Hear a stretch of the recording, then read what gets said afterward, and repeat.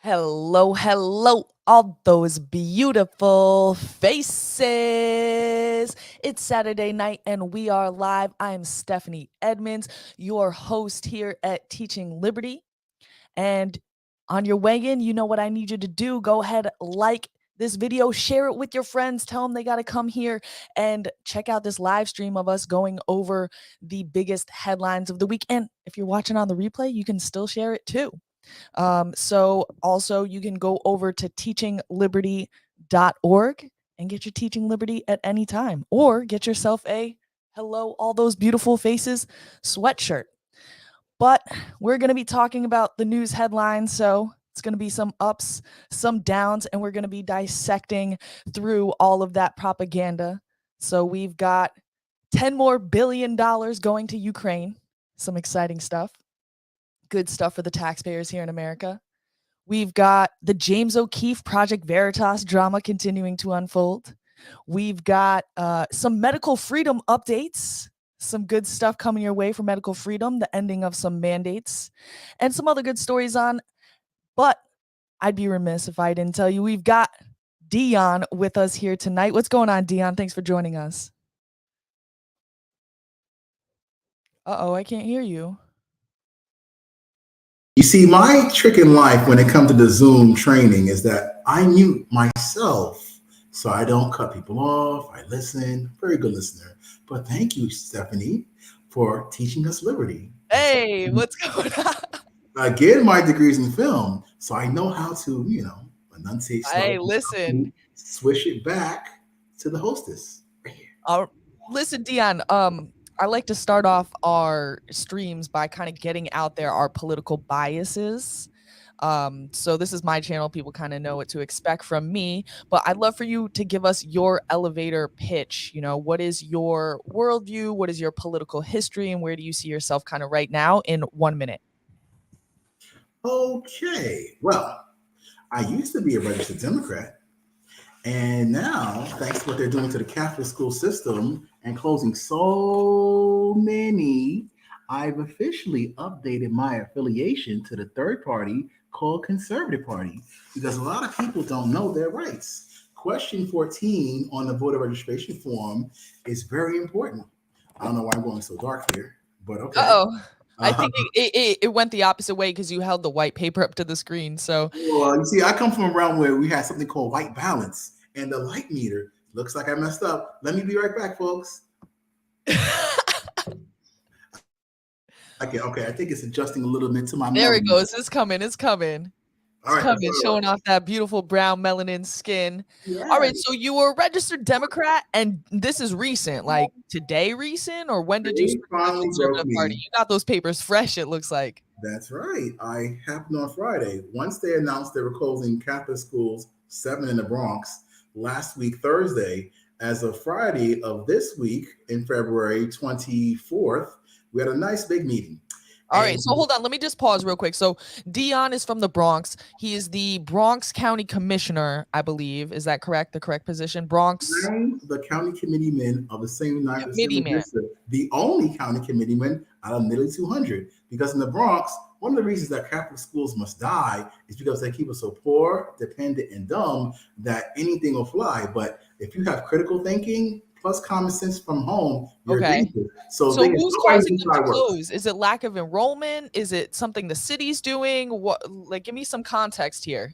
Oh, well, it's for lack of enrollment, and as well as, those support from our elected officials, because all their money goes to the charter school game and also to the public schools where it is mismanaged. Not to knock it, but I just want to put you onto a little something, because I like to have a little show and tell for your viewers. So let's do it.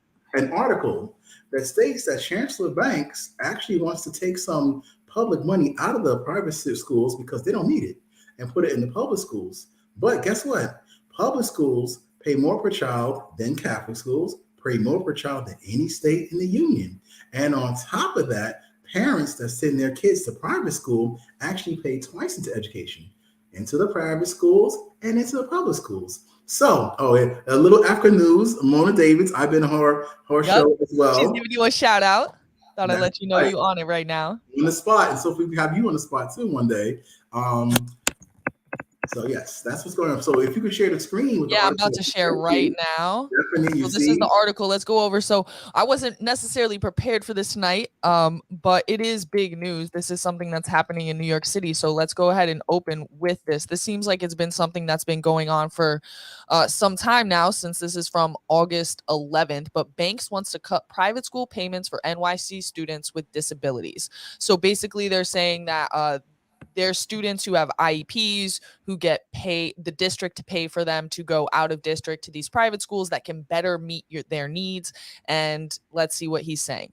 As the education department faces intense pressure to reconsider school budget cuts. So if you've seen these videos online, there's activists that are following Adams around in the streets or wherever he's going to talking, and they're saying, why are you cutting the school's budget? Why are you cutting the school's budget? Why are you cutting this? Why are you cutting that? It actually reminds me a lot of what we did to get the toddlers' masks off.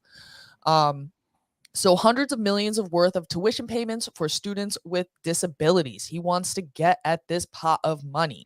All this money that's meant for kids in our public schools are going to private schools, Banks said during a regularly scheduled meeting for his parent advisory council. Folks have figured out how to game the system. All right, so you want to react to that little part, because I think there's actually a lot there. Yes, a lot to unpack. A lot of people don't know that private schools are supposed to receive public money, just like charter schools, because we do have special needs students who parents actually, once again, paying to private schools. And there's something called the SETS program. Now, the SETS program is something my friend does to actually come in as a vendor, a Black-owned business, which we all love, right, Governor Kathy Hochul, to come and provide services inside the Catholic school system and private schools. Also, Catholic schools and private schools have something called IESP. We're all familiar with those wonderful IEPs that all children get, but both public school and charter schools do not provide their services. If they are not analyzed by a neuropsychologist to define what the needs are, that's already a special mistake that parents are supposed to demand be paid for. It's expensive, but it's your money. So back to the private school sector. So they too receive these monies, but they actually provide all the services per child that are supposed to get at half the cost. Why? Because teachers and all those facilitators get paid less than what they do in the public sector and the charter schools. So with this being said, once again, we're so privileged in private schools. You don't need that money. The charter schools need that money. And so does the public schools. But I'm going to end with this, Stephanie. Yes. But one secret about vouchers, why they must be so demonized. Vouchers, meaning like school choice, true school choice. Money follows the student in the purest form. Yes. Well, I won't say that yet. Let's just talk about the voucher concept, because let's just demonize vouchers first before we lead up to school choice, which is Okay. we're working on. You're going to demonize. You don't like vouchers. I love vouchers. Okay. Why? Oh, but you're going to say why they don't like vouchers. Got you. They don't like vouchers, and they promote the hatred of vouchers because vouchers can't be mismanaged. The money must follow the child, from the pencil to the tablet to the free clothes and free school supplies. Now watch this. During COVID, it was a payday for a lot of vendors with public schools. Let's say my niece went to school to get her free tablet because everybody's working remote because it's so safe. Say, Stephanie, aren't you an educator? I am. Yeah, so everybody gets a free tablet in New York, but my niece comes home, no tablet. What happened? I didn't get one. Go to the school. Sorry, sir, we ran out. How's that possible? Well, you understand, 1 week, the attendance is this, the next day. But wait a minute. You're supposed to account for that. If you had a voucher system, every social security number is linked to every tablet. But the vendor got to pay. I don't know if I like that necessarily, but I hear you. Watch this. But I'll end with this. But guess what? All those tablets were a waste of money because all those tablets didn't come Wi-Fi ready. And what don't these people in the hood really have access to? Free Wi-Fi. So all those tablets went straight in the garbage. So once again, time for another payday because public schools should have more money. And that's why. Right. I see. So yeah, and we're actually dealing with that right now in Stamford. I live in Stamford, Connecticut, and our public schools, every year they have to pass a budget. So our Board of Education is discussing the budget. And when you look at the budget, it's really hard to tell what it says on that budget and how it connects to the things that are actually in the building, both like the physical things and the learning that's happening. And it has to do with the codes and the way that they write it, but also it's just there's so much money moving from so many directions, and then there's things getting lost places and not being accounted for. So I'm definitely with you. And so I see what you're saying here. In New York City, they are basically saying, even though these kids, whether they got hours from the city or the city pays for their tuition to these schools, or I don't know what the deal is, but they're getting state money because they are special education kids. And in Connecticut, actually, if you don't go to public schools, you don't get state money for special education. In New York, it's different. Even if you're not in the public system, you still qualify for the special education services paid for through the state. So Banks is basically, he's mischaracterizing it. I think that this is a very disingenuous mischaracterization by Banks. All this money that's meant for kids in our public schools is going to private schools. I mean, in Connecticut, that's technically true, but in New York, according to the law, like, the public money is going. I just don't. I think also this whole idea of public school versus private schools, like, we want all our kids to go to school. Doesn't matter what school. I mean, maybe it does. To the state, I guess it does matter what school they go to. But I just feel like, and I did put out a video on my channel saying, I think that what I'm doing with my son, homeschooling him, is saving public education. And it is public education when people from the public come together and invest money in I think that we need to kind of broaden our vision of what public school is, except like over here where we have principles and values, and not here where like boys can turn into girls. Like Well, they want to broaden it that way. you said it earlier. We need to broaden education entirely. For example, Iowa and Arizona, coming from a political background, at nyconsultant.us, I'm a consultant. Iowa and Arizona is getting it correct. They want the money to follow a child. Mhm. Let's call it that, so that way people can have the buzzword that they're familiar with. So each social security number is linked to that part of money for a child that is earmarked for, like in New York, most per child. So the parents will decide where the child will go: public, private, charter school. And they're being progressive because they also want to earmark their money per child for what you just said: homeschooling. Even more beautiful, right?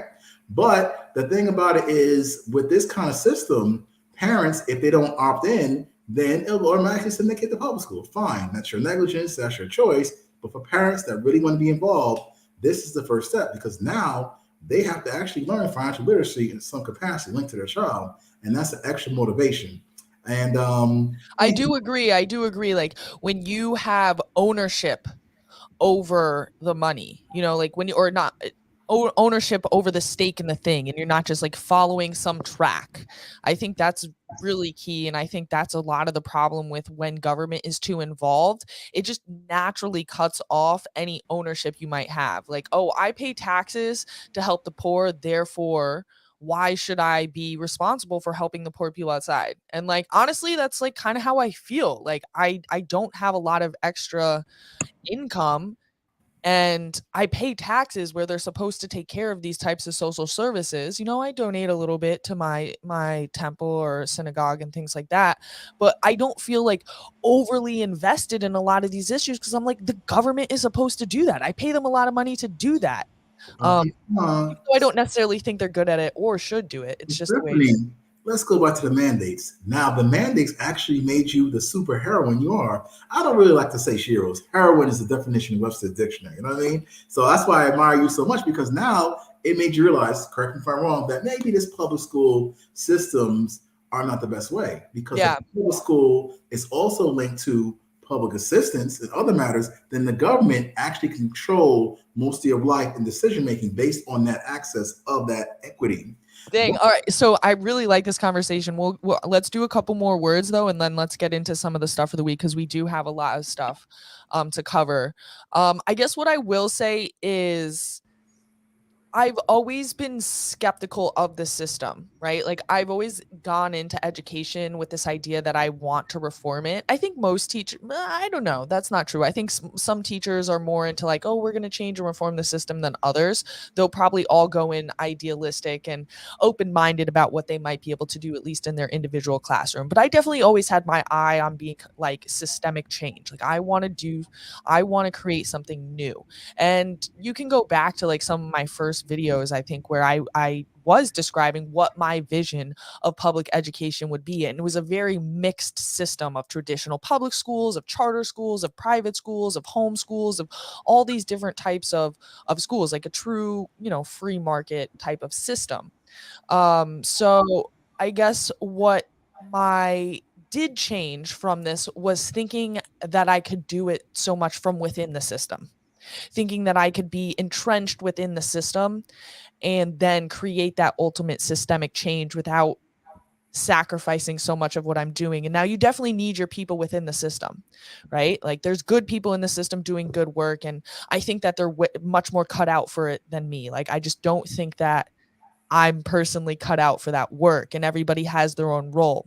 So I think that's what the pandemic showed me, or the government response to the pandemic and the mandates and all that, was that my role is outside the system.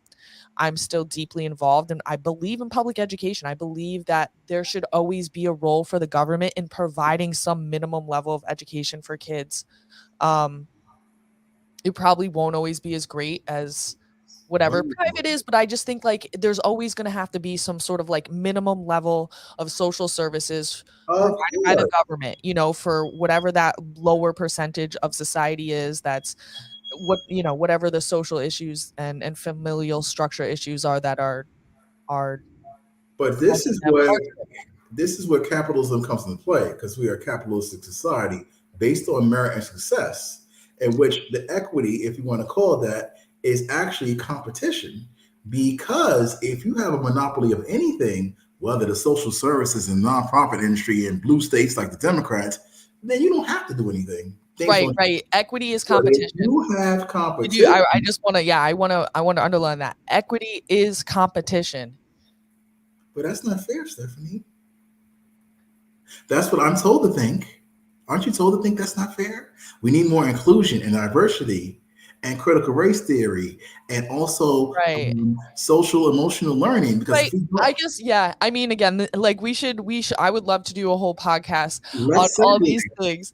But yeah, let's segue, because I actually don't think it's unrelated to what I want to talk about next. It's very much related to this big bloated government trying to basically taking this taxpayer money from us and from future generations and giving it to, in this case, it's Ukraine, right? We gave another $10 billion this past week to Ukraine. Um, and I like this tweet. I don't really know who this person is. I just kind of saw it. It was one of the top tweets in this area. And it says there's 580,000 homeless people, right? And 130,000 of them being veterans, people who went overseas and defended liberty and freedom, if you can say that. 40 million living under the poverty line. Now, I don't know what data he's necessarily using to do that. We're very rich in this country. I think that's one reason we can get away with spending this 10 billion, is because even our people living below the poverty line ain't living that bad. I mean, their food is poison and all these other things. We can talk about that, but First world politics, I tell people, comfortability, right? They're comfortable. They mostly have heat. They got nice things around, or they got TVs. We can nice. I don't know how nice, but we saw in East Palestine, Ohio, basically left stranded, right? Doesn't matter whether it's black people down in Katrina or white working class up in East Palestine. We see the federal Flint, government Michigan. response. Remember Michael Moore, Flint, Michigan? Flint, Michigan. And then, yeah, here we go. We're up to almost 60 billion in a year in this, basically a proxy war that could potentially be a nuclear war and all different types of threats, but we keep pouring our money into it. You say that like it's a bad thing, Stephanie. Apparently, well, we're going to see from Zelensky what somebody like me obviously means, but let's go ahead and check out Janet Yellen, which it's like, Janet Yellen, isn't she like the Fed? Like the Fed's just like, oh, we're giving 10 billion more. Like, The thing I like about her is that just like pronouns and gender fluidity and all these kind of things, psychologically and also medically, the most powerful tool you have, besides the government, the ability to create and change rules, is actually redefine language, because that's very important. So for people like this, to my understanding, because I'm not an economicist like Dr. Thomas Sowell, is that if you redefine the limits and thresholds, then you can actually make people believe that these things don't exist or not as exaggerated as they should be. Yeah, I mean, I think there's a lot of different reasons why people might not be, woken up at this point. But one thing I did notice at this video is the reason I actually scrolled back to this video on the feed was because I thought it was a South Park clip. What? Doesn't this look like a South Park clip? Well, actually, yeah, it does. Like, Because just you like know the the background, the way colors. that the background is, like, it almost looks like it's drawn. Like, here, I'll start it. Did you share the sound? I think you got to share the sound. Oh, you can't hear the sound? Right. You This have to share the happened sound. last week. Right. There's an option. For example, when you share presentation. All right. Okay, well, I'll let you do it. Let me try again. Okay, I got you. Right. For example, if you open the window share. No, I got you. Just like Zoom, lower left hand corner. I got it. Okay, kill it. Okay, here we go. Economic assistance is making Ukraine's resistance possible by supporting the home front, funding critical public services, and helping keep the government running. In the coming months, we expect to provide around $10 billion in additional economic support for Ukraine. Putin himself thought he would achieve a victory at minimal cost, in the words of CIA Director Bill Burns. Ooh, CIA. Oh, CIA. The CIA reported something that Russia said. Good. You know what I learned recently is that the CIA is our secret intelligence internationally, whereas the FBI is more local. Isn't that great? Yeah, yes, that's true. They're not allowed to go. CIA is not supposed to, be around here. All right, let's. A year later, Putin's war has been a strategic failure for the Kremlin. Ukraine still stands.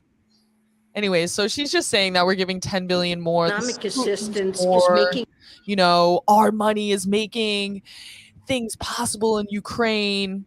Well, that's good. But remember, the sugarcoating it's a wonderful thing. And that's when these people like to play off ignorance, emotions, and putting feelings over facts. Because now that's trying to guilt and shame us to being sympathetic, empathetic, and beyond, and putting ourselves on the back burner and putting ourselves in their shoes and all kind of great touchy feeling.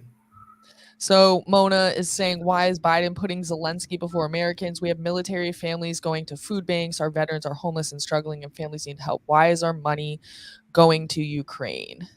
Mona, relax. You sound like a Republican. I do that all the time, because when Dion talks like that, people say, Dion, you sound like a Republican. So I should feel. You know what? I'm telling you. You know what you need to start telling people? Be like, you know what? I'm a Frederick Douglass Republican. I believe in the life empowering values of Frederick Douglass. I told that to somebody today, and she was like, "Well, I guess I agree." Hey. I'll bring it more. I hurt their feelings more present day. I'm a Reverend Dr. Martin Luther King Republican. I don't know, because Black History Month, Stephanie. They'll turn around and tell you it was the Democrat guy who signed the actual civil rights bill. Pretty sure, even though it was Republicans that really tried to move it through, it was that Republican, or is the Democrat president. Oh my gosh, Stephanie, are you sipping on the tea? That's great. So LBJ made it so possible for all this great society stuff. That's why Black America is in the situation it's in. So thanks a lot for that, guy. That's a Democrat. Right. No, I don't disagree. But I feel like that's what people say, like, sometimes is their little comeback. But let's see what Zelensky has to say about Americans like us who are a little bit skeptical of what they're doing over there in Ukraine. Uh-oh. In the United States, suggesting that a growing number of Americans believe that the US is giving too much support to Ukraine. What would your message be on the anniversary to those Americans? Thank you. Imagine having to be like, how do you get to be in that audience? You know what I mean? Like, how do you get to ask a question? Can you imagine? You want to be a fly on the wall, huh? What do you have to say to people that think they're giving too much money to you? What do you say to those Americans? Like such a But bias. who's the reporter? Do you know, like, where he's from or Is Ukraine? that like I don't? Oh, I guess they probably like are reporters. It sounded like a British person. Yeah, European guy. Message be on the anniversary to those I have Americans? no idea who it is. Thank you. Get him. Think before you speak, buddy. I would like to thank the American people. Oh, you're welcome. I would like to thank all of the American people that are supporting Ukraine, the Congress, the president, the TV channels, the journalists. Yeah, propaganda machine. You're welcome. Everyone that has been supporting us. And that percentage of Americans, as you've mentioned, is increasing. I can tell them only one thing. If they do not change their opinion, if they do not understand us, if they do not support Ukraine, they will lose NATO, they will lose the clout of the United States, they will lose the leadership position that they are enjoying in the world. I'm so scared. Hold on, is the dude from Ukraine telling the United States what we are not gonna? What's going to happen to us if we don't? No, not the United States. The people who don't understand. Do you understand that you don't understand, Stephanie? I guess is that what he said? He said the people, or he said I thought he was talking about like the United States. The clout of the clout of the United States. He was saying like the United States as a country, like our clout as a country is going to be because we didn't support Ukraine, who just had a coup in 2014. Let's do some civic education. Stephanie, do you know what NATO is and what it was designed for? The North American Treaty Organization. It was created in post-World War. No, it was created after the Cold War, or during the Cold War, to go up against the Russian alliance. USSR, United Soviet Socialist Republic. United Soviet what? Socialist Republic. Keep going. Yeah, so anyways, it was basically the alliance of Europe and the United States so that they would keep like the Soviet Union, like the Iron Curtain, all of that Cold War type stuff. And then it continued on as like basically it's a non-aggression treaty. But it's become very aggressive because watch this. So Russia, to understand it, thanks to Diane Sayre and Jose Vega from the LaRouche people, Jose Vega from the Bronx is covered. The reason why Russia's upset is because Russia's like, wait a minute, we're all friends now. So why do we need a NATO for? And guess what? Why can't we join NATO since we're all friends? Don't you want NATO to be all friends? They're like, nah. So once I learned that from them, the international gravity of the situation, I said, you know what? I can't feel so sorry for the situation with Ukraine. Maybe Russia's right. And besides, you're kicking out all those Africans and all the problems you're doing. Yeah, I mean, I think it's a lot more complex than Putin just invading Ukraine. Now, I obviously don't condone those actions. Like, I don't condone somebody going into another sovereign territory. But I don't think that it's also correct to characterize those actions as necessarily unprovoked. I also think that there's a lot of history that you have to go back to 2014 and even before that, leading up to that, when there was the coup. That many what I think are credible sources, but do your own research, show that it was an American CIA engineered coup. There's also a lot of interesting overlaps with the way that certain politicians have sons and daughters. I know both Romney and Biden's son worked for various oil companies out in Ukraine, having positions on boards that were basically no-show, like tens of thousands of dollars a month. There was also like that weird election thing. Remember there was like a whole thing about Hillary Clinton's database of emails being in Ukraine or something. Like, I definitely remember hearing that. Now, I can't say if that's true or not. It was a conspiracy theory, but I just know that this Ukraine thing, it's not like it's just popping up now. Like, Ukraine's been in the mix for a long time. Well, back to President Donald Trump, who we're told to hate and is racist and all that stuff. Oh, by the way, we have 4 years of peace under Trump. I don't care if Putin and him were kissing behind the scenes. I was happy. He's the only president, like Spock said about Nixon and going to China. He's the only president that went to North Korea. Now, having said that, He didn't start any new wars. I'll definitely give him that. He didn't start any new wars. Because peace is good for business, as they say on the planet Ferganar. And in this place, I have to mention that he did drop as many, if not more, drone bombs on like Yemen and these other places. So I'm like I'm not letting him off the hook on that. Like, he was pretty aggressive with the drone warfare. But wait, that may be so. However, did you see what Trump did to the Taliban? Trump actually did something great as a president. He sent the leader of the Taliban pictures of him in his house. That said a lot for my president. I don't care. Right. Nobody says that was great. That showed me what Trump was about. But let's take a step back.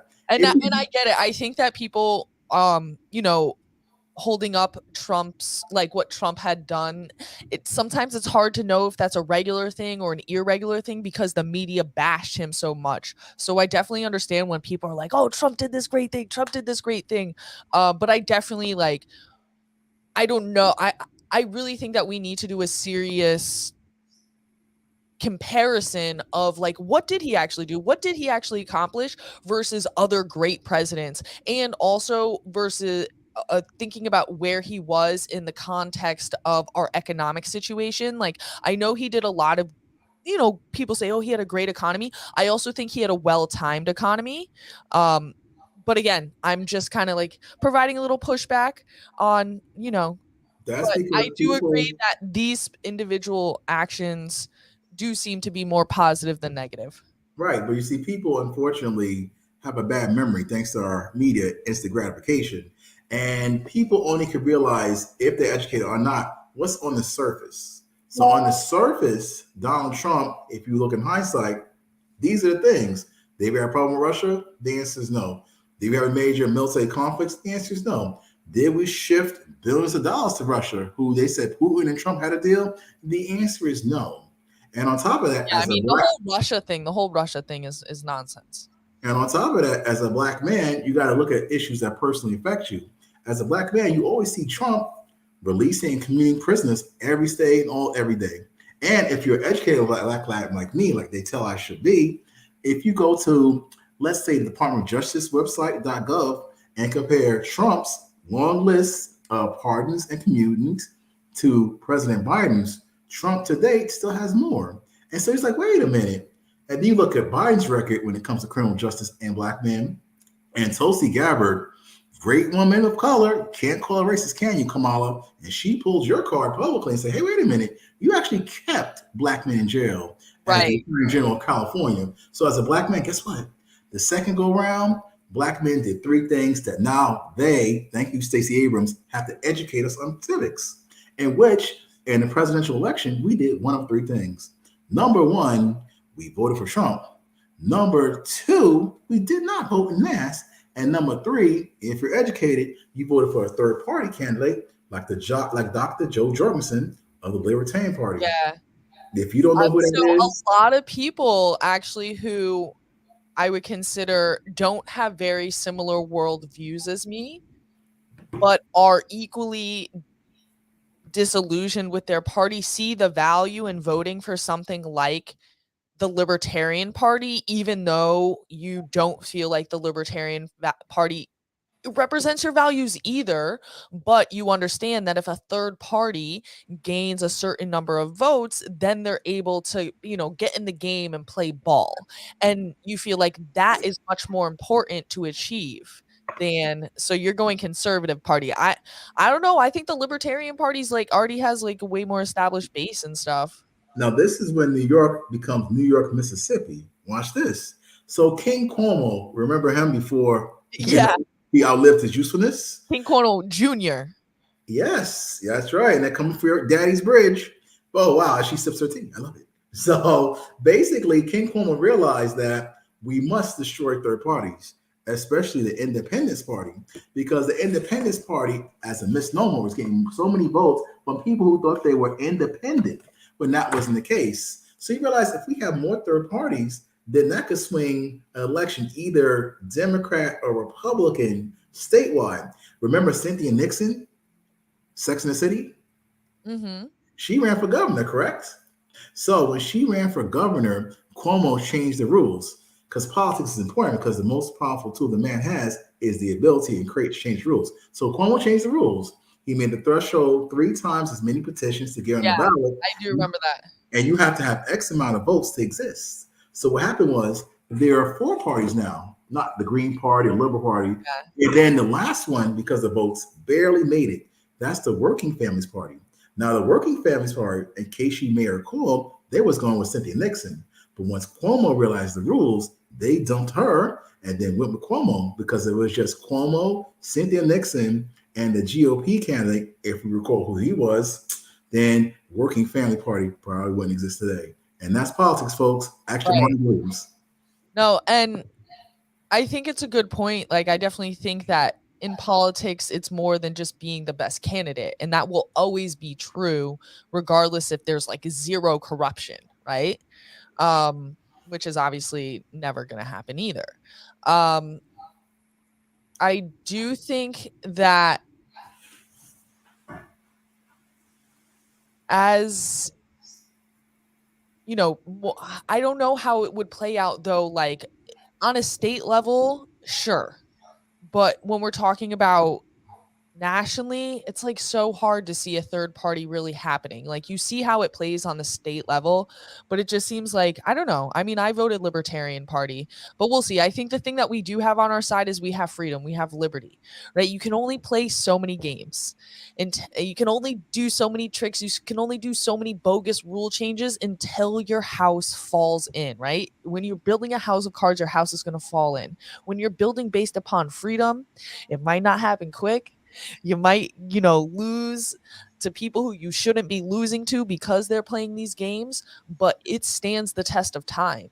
It's strong enough to really, and once it gets that stronghold also, it grows exponentially, like way more than tyranny could ever grow. Like even the Soviet Union, we saw once the Soviet Union had a more moderate leader, Gorbachev, and they started introducing even basic free market principles, doing like their mixed economy thing, they grew so much. So I believe in freedom, I believe in liberty, though we are most definitely living in a clown world, and it's only because we're so rich here in this country, even though we feel like our wallets are getting squeezed more and more every day, and that's If going you to be work, the downfall. That's going to be the downfall, is because we're rich right now. We've got a lot of goo goos and gagas and different things to keep us busy, and that's why we're not en masse being like, wait, another 10 billion, but still got it too good. but you see, liberty starts with self awareness, just like you and I doing these mandates. And once again, like I said at the top of the show, or maybe not, you can only change what's in your control, your immediate control, starting with yourself. So once again, thanks to closing 7 Catholic schools in the Bronx, I started with self, but I lead by example. So amongst all the parents and stakeholders in the gym of St. Angelo Merici in the South Bronx, I said, folks, if you want to hurt feelings, this is how. I went in the projects in Throgs Neck. Me and my crew went door to door. And we said, did you know that you want to be a part of a third party? And it already exists on paper. It's called a conservative party. Went in the projects door to door, met them where they're at, explained question 14. And they said, you know what? I hate the Democrats so What's much. question 14? Can you read question 14? Good. Question 14, political party. You must make one selection. Political party enrollment is optional, but that in order to vote in a primary election of a political party, a voter must enroll in the political party unless state party rules allow otherwise. Now, here are the options. I wish to enroll in a political party. Democratic, not Democrat, Democratic Party, another civic education, Republican Party, Conservative Party, Working Families Party, other, insert here, let's say Libertarian. But if you go past that, the next box says, I do not want to enroll in any political party and wish to be an independent voter. Okay? But if you check off that box, it says no party. And on the back end, if you're a consultant like me, you'll know that's something called blank. And those are the voters that actually outnumber Democrats and Republicans. I was noticing that when I was looking at the city council races, the numbers, I noticed that. I'm like, who are these voters that don't have a party? You know, because the Democrats way outnumber the Republicans, but the numbers for these, they were called non-party voters or something like that. I forget what the term was. It wasn't unaffiliated, because in Connecticut it's called unaffiliated. Right. But they were like twice as many, sometimes more than the Democrats, which is, I think, an unknown fact, right? And that's the when education. It's so it's Democrat, Democrat, Democrat. Right. And these zombies that drink the blue Kool-Aid, they'll do it until someone like me comes along and makes just small changes. They're like, Dion, you really know how to poke the bear. I said, exactly. I will fight this dragon with a toothpick, but I know where to strike. And that's the first thing. How many people did you get to go over to the Conservative Party from this? What you said, you were just going door to door randomly? Did you have like a list? No. There was no walk sheets. Me and my crew preparing for the primary, Conservative Party primary to be specific, we say we must expand the pool. We're in the projects, knocked on every door, say, hey, did you know that you can vote for a third party? Here there are. Or are you happy with your current party? There's like, no, we don't like the Democrats. What's on the menu? And we're told to hate Republicans. So I said, well, how about the Conservative Party? They do everything you want anyway, but because of we're people of culture, not color anymore, we don't really speak on publicly. Safe streets, better schools, all this other stuff. You know anybody fired by the mandate? Mr. Powell, give me this form. Check. So I have 77 people from the projects. How long that took? In one day you did that? No, it took a weekend. Okay, but still, that's what, 2-3 days? Right. And so people that know me, because I'm a consultant that does field operations and go, I'm not scared to go on the projects and get those signatures in NYCHA. So by doing that and just doing a little bit of education, boy, do these people check that box. Yeah. So to them, I was thinking even for like election day, it's such an untapped kind of thing. Just like going, hey, get out, like, let's go to vote. Like, let's do like meet up with Dion and vote parties or something. Are you allowed to do that? Or is that like vote? Whatever. No, you're allowed to bus people, right? You can bus people to the polls. No, I highly discourage voting. Dion tells everybody, do not vote, because your vote, you got to pay the troll toll, Mona, because if you were not to vote, it means that your voice is not being heard, because your vote should equal your voice. But all these developers, do they vote in our community? Does that make sense? If they don't vote in the community and it could develop and make all this money off the community without voting, then what if we stop voting and we demanded, hey, instead of tax the rich, your job as elected official is to make us the rich. That way, there'll be no more problems. I mean, the Jehovah's Witnesses don't vote. The Amish don't vote. Life is okay. But guess what? I'm going to give you some tea since you're going to sip on it. Do you know that AOC? Do you know her? All right, so Congresswoman AOC, I'm about to expose you because I love you and your people, my constituent friends in Throgsneck in your district. So I told them a little secret. If you go to fec.gov, the Federal Elections Commission, and you look up AOC, Alexandria Ocasio-Cortez, for last year's cycle during a primary, she spent $9 million on a primary with no opponent. That's strange.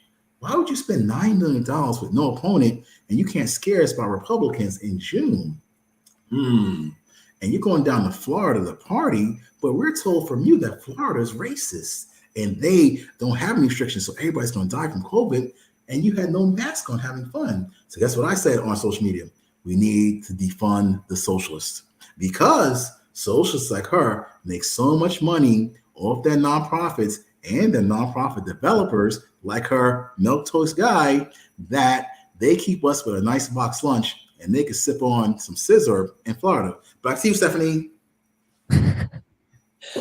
No, I see the game. I get the game you're playing. So one of them's on the politics side, one of them's on the developer side. They kind of, throw a little bit back and forth. I didn't really understand why not to vote. And then you're also in politics signing people up. I didn't quite get that part. I definitely know people that are of that persuasion that are like, well, I just think nobody should nobody should be involved in the system, and if nobody's involved in the system, then nobody cares and they're doing their own thing. But yeah, go ahead, tell me.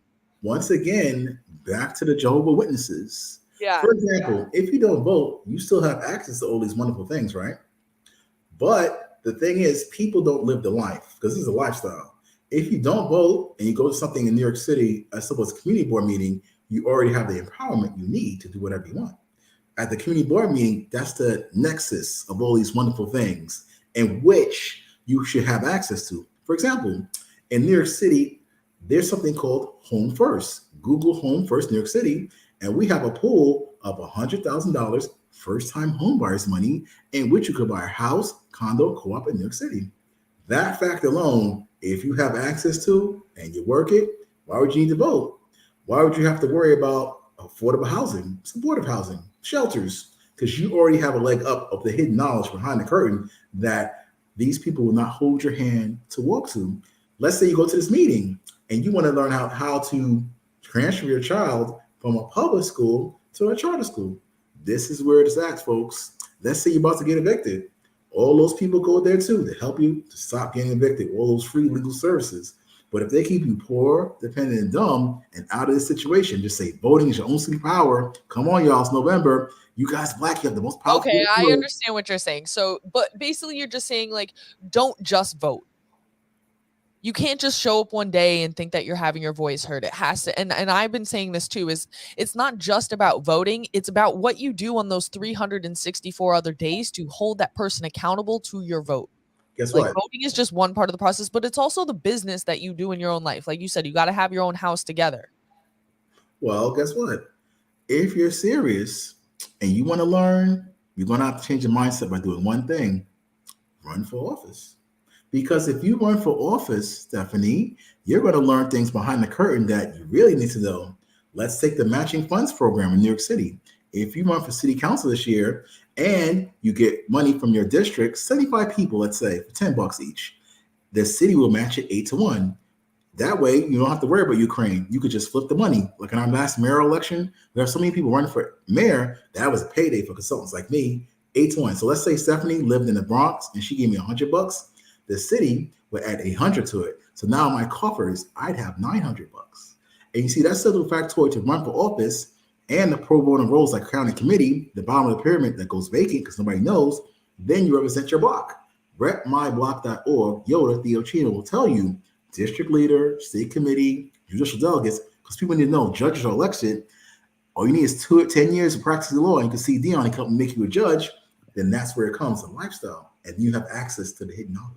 So you're basically just saying, like, if you get involved in politics, you'll always be able to make money because the government's always giving you money. I get what you're saying, but I also just don't think it's like the whole point is to reform the system. Like, so if I want to reform the system, I can't just not vote. I have to be involved in the political process. I have to vote. I have to work 365 days a year. And then I also have to have my family and my business together. No. That's how you create reform. I don't know about this whole like not vote and take advantage of the pork that the taxpayers are paying. That makes no sense. Well, guess what? It makes no sense to us because we're in our situation. But those developers, no, but that's fine. That's fine. I understand, but that's not the goal. So, like, I don't understand why you would tell people to not vote. It doesn't make sense. Like, it's not like remember, I want people to vote. But guess what? Like I said, I don't stop there. I tell them their options, just like school choice, civic education. No, but you're basically saying like, oh, here's your option. Your option is to go be with the enemies and go live off of the taxpayer in this never-ending cycle of political nonsense. Hold it. I don't guilt and shame anybody for voting or not voting. Let's start there. I'm just saying, you said you tell people not to vote.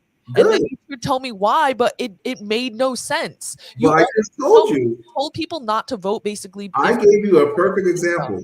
No, it doesn't make any sense. I don't understand what the point of not voting. Hold on. But I People started. want to change the system. If people want the system to be better, then I don't understand why you would tell them not to vote. Let me finish.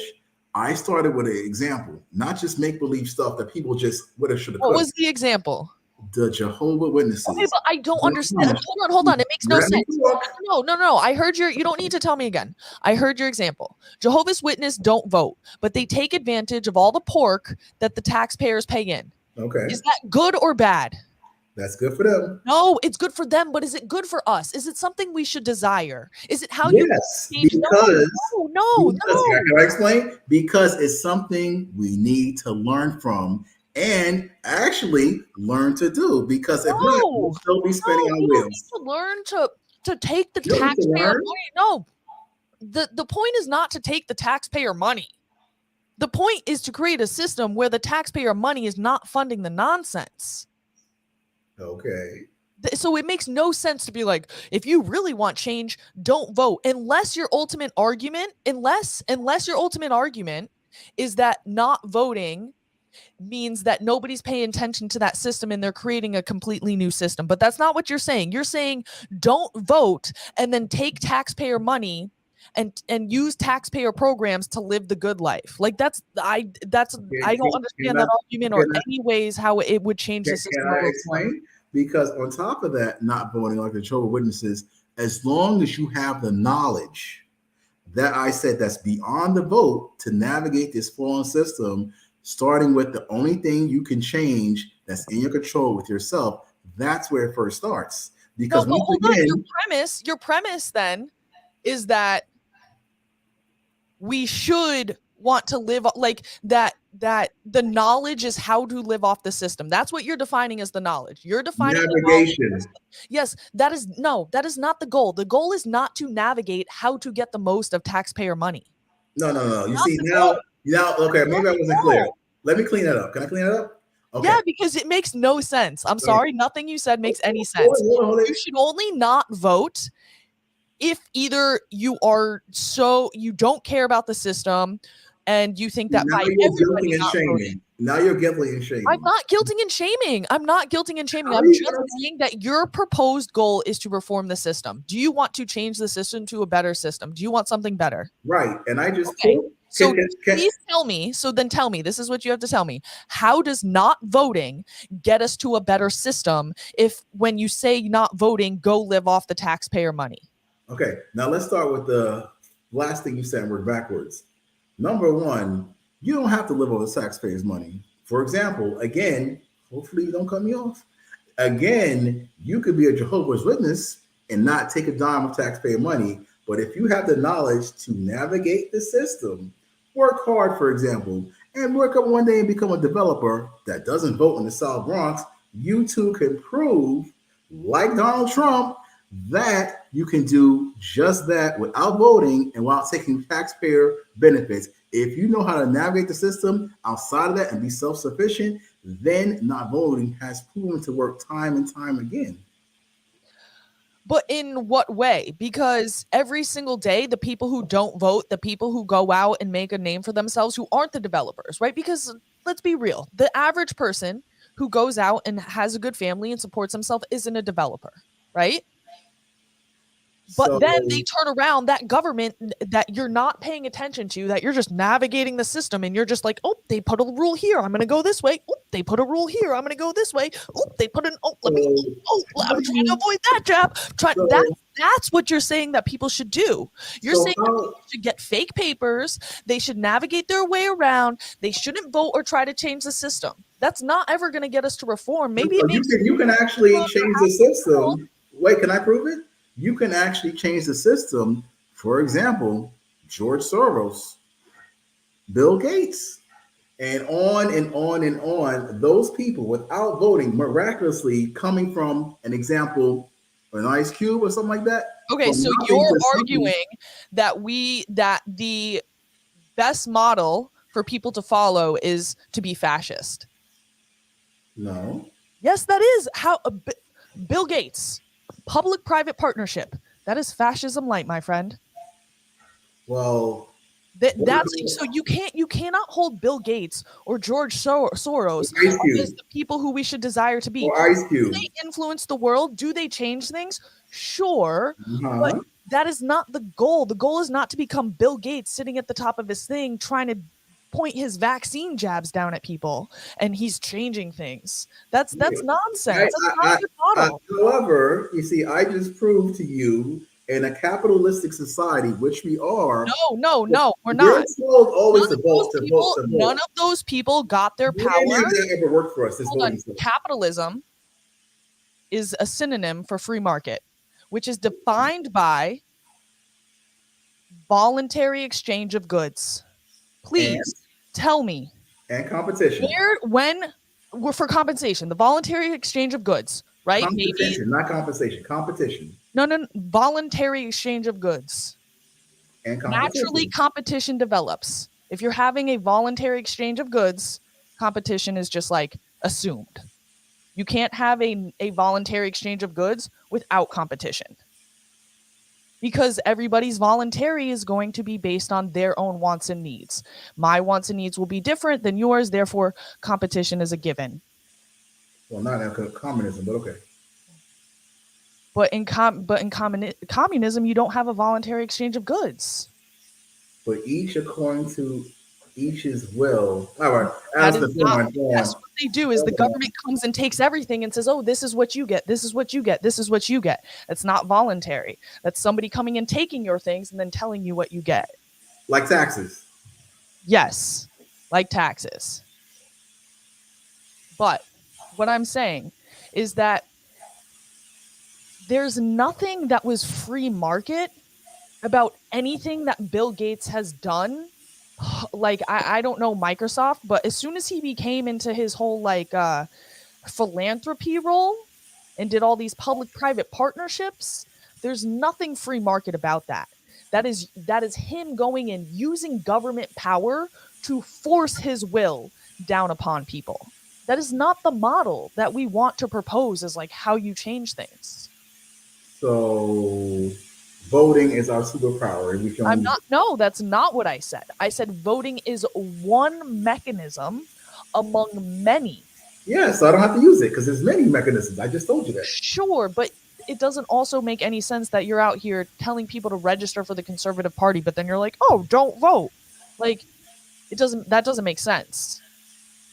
You either believe voting and participating in the democratic system and like trying to create a better government, a smaller government, one that gets less in the people's way is the goal, or you believe like, I don't know, if you don't want to vote, I feel like that basically means that you either just want to be controlled by whoever's around you or you're an anarchist. Well, what if there was a scenario in which I don't encourage or discourage voting? For example, somebody tells me to my face, I don't vote. And I say, that's okay. I will not guilty and shaming you to do something you don't feel comfortable with. But that's different than what you said before. Whoa, you're absolutely right. But once again, I don't encourage or discourage when I meet someone and they say don't vote, because it seems to me like you would have a difference of opinion. I mean, I know plenty of people who don't vote and we're fine friends. Right, but you make it seem that voting is like the Hold on, best you were going door to door, my guy. You were going door to door to get people to sign up for the Conservative Party. Right. You went door to door to tell people, hey, you should join the Conservative Party. And the reason to join a political party is so that you can vote and support certain politicians and pieces of policy that move through. Right. But guess what? How many doors were slammed in my face, or how many people didn't do it that I engaged? If a door was slammed on my face, I wouldn't knock on the door and be like, you should vote! You should vote because I'm not like... But then again, I also explained to people their options outside of voting. Right. So you guys said they don't vote. Right, that's what I did. That, but that's not the argument you made. No, but you told me this. No, I'm just saying, that's fine, but that's not the argument you made. You made a completely different argument.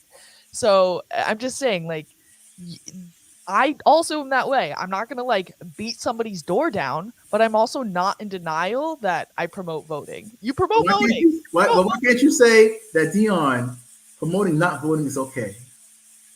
Promoting voting is okay. Just say, Dion, promoting not voting is okay. That we're okay. So, I mean, I don't think that not voting is a necessarily good thing. I think that there are worldviews in which it could make sense that voting isn't a good thing. For example, if you are an anarchist, it makes sense that you don't believe in voting. If you are so like, what is it called? Like, you don't believe it, you're apathetic to the system. So third world countries that we try to impose voting on, that should be a good thing, even though they're fine without voting. I don't believe in interventionist war. I don't believe in going in and telling other countries. I didn't say interventionist war. I'm just saying imposing the democratic process on third world countries, since voting is such a great thing. But hold on. Again, you can't just, like, one doesn't lead to the other. Like, one isn't a premise that automatically makes the other true. Like, if I believe that, like, voting was such a good thing that you then have to impose it upon third world countries, I would also have to believe in interventionist war, which is an anti-democratic process, right? So if I'm moving from a democratic standpoint, how could I ever promote going into another sovereign nation and forcing upon them voting? That doesn't make sense. The two are not at all like, it's not a like a metaphor, like not a metaphor. It's like it's not a compare. Like, it doesn't make sense. Like, the two things don't go together. Well, voting is great, but I discourage it. Exactly. That doesn't make sense, and it doesn't make sense. And I believe the people in the comments, you can chime in and let me know if that makes any sense. It doesn't make sense that you can say voting is a good thing, but you discourage it. Doesn't make sense. Because I identify as a non-voter. Ah! Okay, you're a non-voter who goes around getting people to the Conservative Party. I think you need to work on some of your premises here, my friend. But there is good news. It's not just all arguments that lack premises, like this clown world that we live in. We have end of COVID vaccine mandates. So urgency of normal. I've actually done some stuff with them, trying to keep it transparent out here. But they're a group of doctors. We can just show their team real quick. So we've got Scott Balsitis, Lucy McBride. She's on the TV sometimes. You'll see her. Tracy Beth Hogue. She's a big one. She was actually named as one of the biggest medical influencers, and she's the named plaintiff on the case in California, the AB 2098 case, where they're trying to silence doctors. Vinay Prasad, he's another big one out there. Quadro, that's his name. He's from Canada. Jean Noble, I believe she's also out there in California in the Bay Area.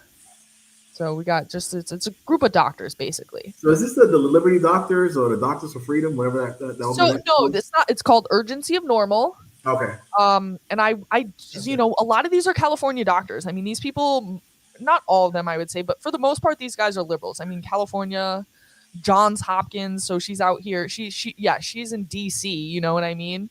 So I think you should make a note that because of the mandates, it's united doctors from far left to far right. No, I agree.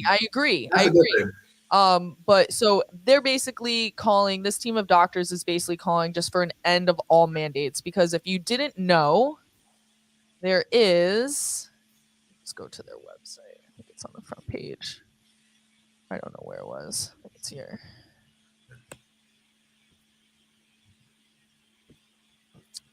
There's still vaccine mandates in place. So colleges, I don't know if they say which ones are still in place, but we have colleges that still have them. I know Florida University in the Bronx is mandating that you get your third booster, or else you don't get your degree. Now, how does that sound? Even if you learn remotely. You said Fordham? Fordham University. All those parents and alumni are pissed because the president said, "Hey, if you don't have your third booster, sorry. Even if you learn remotely, let me just hold on to this degree until you get it done." Yeah, I mean, it's pretty nuts. I don't know why these parents are putting up with it, to be honest. I don't know why. I mean, what should happen is the alumni should stop donating. I mean, there's a lot of different things should happen. I just don't understand why people are putting up with it. But again, there is some good news. Actually, Columbia University dropped their mandate. So this is big news. This is one of the first, I believe it's the first Ivy League school. Did I get that right? The first Ivy League, yep, to drop the COVID-19 mandates. And there are thousands of colleges still out there mandating their students to get the shot. So we have here Danelle, she's from Connecticut. She's saying that UConn still has their shots plus a booster mandate, not the bivalent, just the booster. I'm a UConn alumni, and Wow, Caleb. and yeah, so I'm a UConn alumni, and they call me sometimes to make donations. I get emails. And I told the person, I was like, I will not donate to UConn until they drop their mandate. And she was like, oh yeah, I totally understand. And she was like, actually, I didn't take the shot. She was like, that at UConn, they seem to be accepting religious exemptions. So there is that good news. I don't know what the status is on religious exemptions these days, but she did say that she didn't really have an issue putting in her religious exemption. So I don't know what it is like at these other colleges. I hear some places aren't as lenient. I mean, you would think that Fordham University would be, but I know that there was people having issues at Fordham University as well. And I mean, well, the one thing that's commonsensical and critical thinking, though, is that why Dion, even City University and State University, Dion, if I'm taking all remote classes, why do I have to get a vaccine? And that question needs to be answered. I mean, apparently, though, Dion, it's still an emergency. No. The FDA today, or this was yesterday, issued an emergency use authorization for the first over-the-counter at-home diagnostic test. That's for both flu and COVID-19, and it basically can be done in 30 minutes. Emergency use authorization. I mean, did you know there was an emergency? I heard there was an emergency in East Palestine, Ohio. I always like show and tell. When I do these podcasts, I always have show and tell. Here's my freebie. But you know what's interesting about these freebies? That one's not FDA emergency authorized use, though. Or where is it? Where is it? Let me see. The back of the carton. All right, let's see. Okay, this product has not been FDA cleared or approved, but has been authorized by FDA under emergency. Oh, okay. All right, you got me. There you go. EUA, but it can't get flu, so you never know. That's the real emergency. You see, what this is trouble with learning how to read. I always gets me in trouble. The emergency use of this product is only authorized for the duration of the declaration that circumstances exist justifying the authorization of emergency use of in vitro diagnosis for detection and or diagnosis of COVID. Okay, all right. Well, you got me. Long story short, this is only supposed to work for the duration of an emergency. So what are we talking here? I don't know. I think it's still an emergency. They just did another EUA, so I think it's still good. But if they were to end that emergency tomorrow, throw it out. But my question is this. You know all this data of the COVID levels and all the people catching it? Nah, so I don't know about any data, man. There's no data. Ask me in 75 years. No, but the data that's saying that, X amount of people's vaccinated, X amount of people have COVID. So if you issue these things and people are doing self-tests without reporting them, isn't that data skewed for all things that you're scaring us with all people that have COVID and all levels? Yeah, I mean, the denominator, if you're anybody with a brain, you've always known that the denominator, I mean, and even the numerator in this case, right, was nonsense. So the numbers, I mean, of course you can do certain like statistical sampling that's, accurate within a certain degree of, what's the word? Degree of variance. I don't know. It's not variance though. It can be. Anyways, trying to remember the words as it gets here late, but I do want to finish up with this one last story about East Palestine, Ohio. I covered it over on my Instagram, at least the very beginning. I think at this point we're kind of all familiar. East Palestine, Ohio is where they had the chemical spill and the massive explosion or controlled burn, because that was the best thing to do, apparently. Any other context you want to give the train derailment thing? Oh yes. Besides all the conspiracy theories therein, the question that our Secretary Buttigieg of Transportation has to answer is that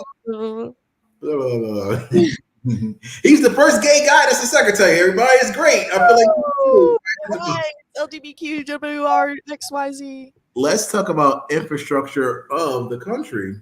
And with COVID involved, it proved that our medical system is horrible and that China could put a triage hospital together in 3 days. So infrastructure. I'm sure they use like slave labor too. Like, I don't know. All right, fine. Yeah, I'm not slave labor, child labor. I still like my Nintendo. Somebody dies, they just replace them with a new one. Like, oh my god, I need my George sneakers. If it's not a sweatshop, I don't care. But anyway, so infrastructure. If we did Dwight, I like Eisenhower, and improved our infrastructure, it could build our economy, putting so many people to work with skilled labor. Because they say tech is the future. Just like in my day, computer science was the future, but capitalism, that's a lie. It consistently skilled labor across the board. We're gonna have to really talk about this definition of capitalism, what you think it is. All right. But also, again, I don't really want the government taking the money to put people to work. The government doesn't put people to work. People put people to work. No, but if you had infrastructure with private, okay, let's start over again. What political party out of the spectrum would you identify as? I'm unaffiliated. I am registered as an unaffiliated voter. I do not identify with any of the political parties. My pronouns are none of the above. All right. So if you want to these are my pronouns. Private ownership and free markets. Thank you, John. Well, my thing is this. For example, everybody has to be labeled and put in a box. For some people, understand, like you said, how you identify. Frederick Douglass, Republican. What?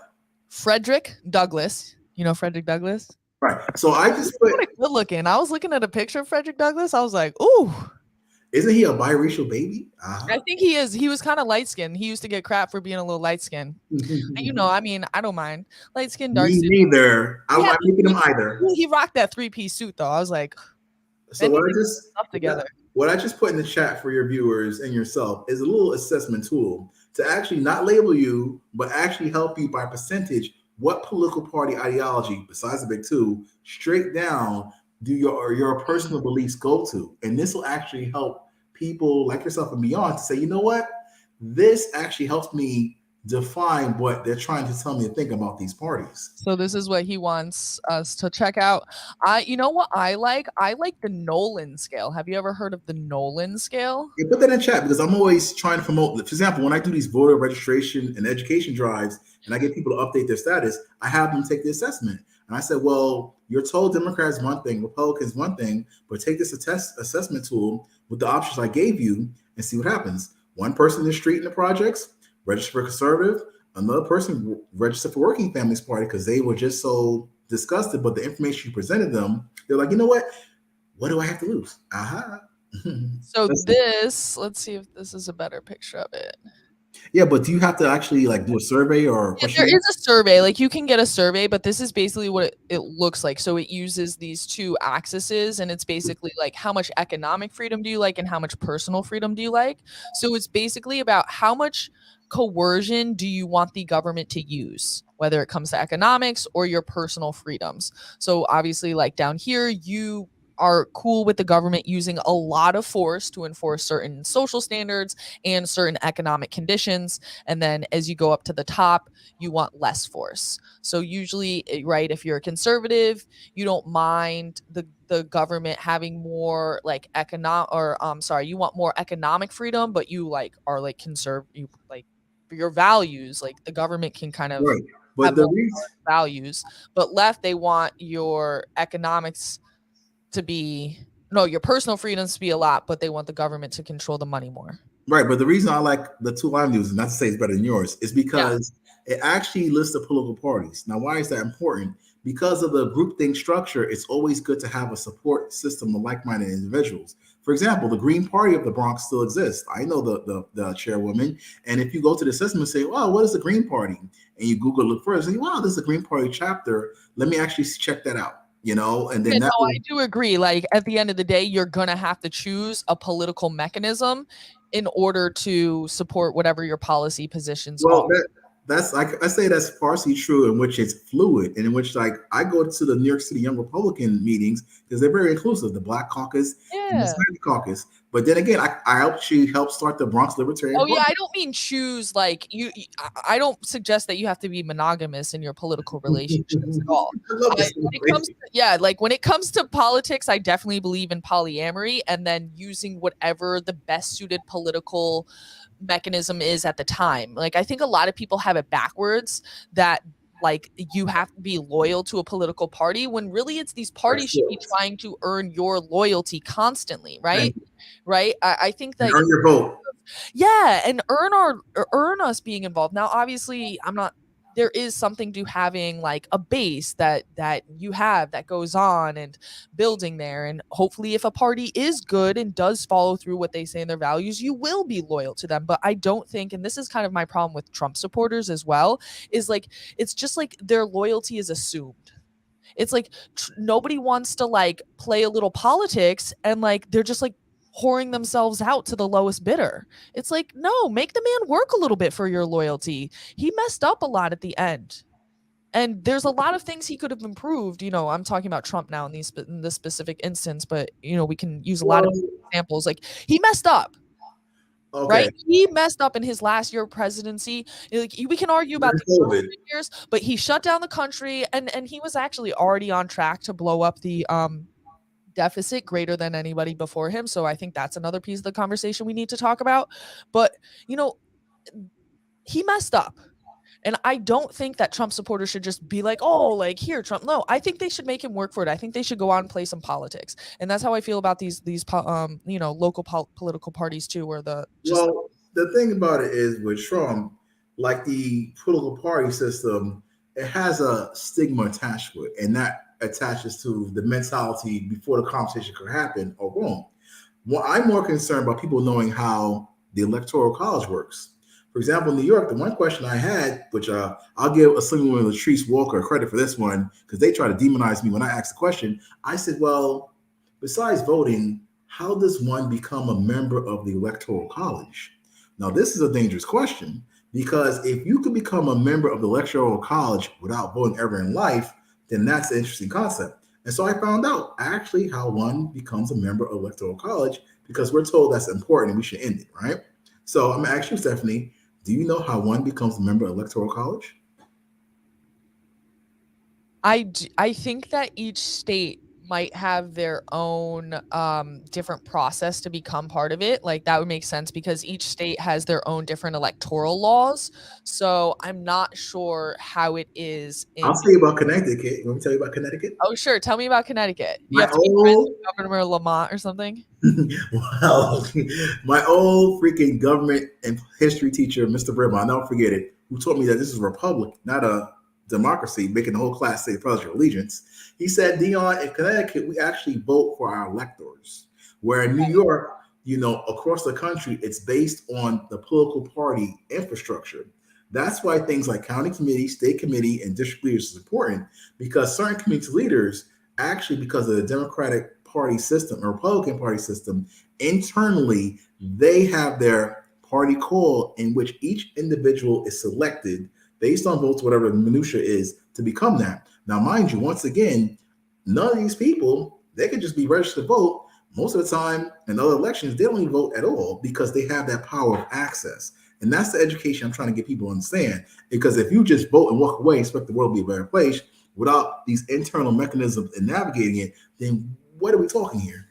No, I agree. I think that, and Yeah, that's agree. something that I say a lot to Republicans, and because obviously, like Republicans and Democrats are the big parties, and it's really hard to be a Democrat right now or agree with any of their policies. Not that I like Republicans. I'm not registered Republican, but I typically tend on the local and state level to vote Republican. Oh, I you're gonna do get in vote. trouble, Stephanie. I know. But it's different a little bit at the federal level. Sometimes I abstain from voting or vote even locally. I'll vote third party sometimes. But Do you write in, Stephanie? Do you write in? Do you ever write in? I don't usually write in. Why not? Every once in a while I will. But I think also like on the local level, like Democrat and Republican mean a little bit less.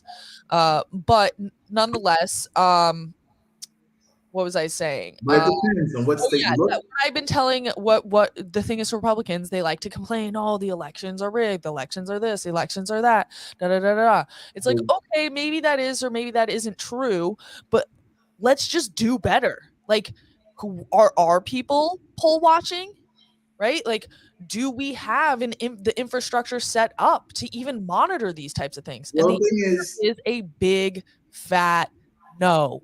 well, the thing is, they're Run everything here. well, the thing is, once again, New York really Mississippi? The answer is yes, because we have to have a John Lewis Voting Rights Act. But if you team up with people like Tricia Lindsay and the New York Citizen Audit, you'll know that the Board of Elections is a very corrupt Democratic Party controlled system. Yeah. In which these things that the conspiracy theorists and election deniers, they can actually prove on paper are possible. Now, mind you, I'm not saying it happened, but on paper, Right. it could be proven to be possible here in Mississippi, New York. We have to just play the games. Play the game. Thank you. And the thing is that they make the rules work that way. A lot of these things are just the rules. Like, it's just the way that they do work. Well, And I'm not suggesting that we break rules, but if there is a legal way to harvest ballots, as people do, then That's we right. better be the best legal ballot harvesters there goddamn That's is. why as a consultant, I say that all the time. You And know? I said at the top of the show, whatever, that the most powerful tool the man has is that. the ability to create and change the rules. So that's why politics and civics is very important. Right. Because just that fact. And I believe that's fundamentally different than the example that we used before about like becoming Bill Gates. I believe it's different. Oh, Ice Cube. I thought Or Jay-Z. Diddy. I know, but I don't think that we should hold those people up as like desirable things to be, right? Well, no. The thing is the desire for access to capital, ownership, and leadership. But they're not using any of those things in a way, because you cannot get to the level they are and then use those resources to create any sort of systematic change. You cannot. You cannot replicate what they do. You cannot replicate what they do and then be like, oh, democracy. Like, it doesn't happen. Well, if they had something called, I'll call from our purposes, group economics.